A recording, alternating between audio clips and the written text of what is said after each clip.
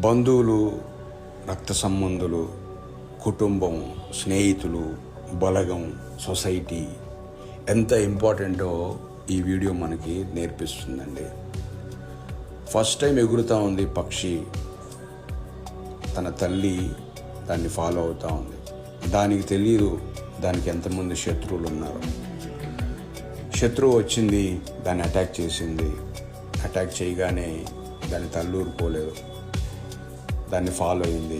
ఇది చూసిన దానికి సంబంధించిన బలగం అంతా లేచింది. చూడండి, అందరూ ఫ్రెండ్స్, బంధువులు అందరూ లేచి దాన్ని అటాక్ చేస్తూ ఉన్నాయి.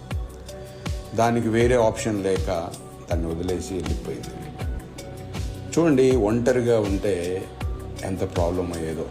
అందుకే బంధువులు, స్నేహితులు, రక్త సంబంధులు, బలగం అనేది చాలా ఇంపార్టెంట్. అయితే బాధాకరమైన విషయం ఏంటంటే ఈ రోజుల్లో ఒకరంటే ఒకరికి పడకుండా పోయింది. నేను గొప్ప అంటే నేను గొప్ప అనుకొని విడిపోయే స్థితికి వచ్చేసింది. ఎవరు ఎవరి మాట వినే స్థితిలో లేరు. ఎవరి స్వార్థం వాళ్ళది అయిపోయింది. ఎవరి బెనిఫిట్స్ వాళ్ళు చూసుకుంటూ ఉన్నారు. అయితే ఇలాంటి మంచి సొసైటీ క్రియేట్ అవ్వాలని కోరుకుందాం.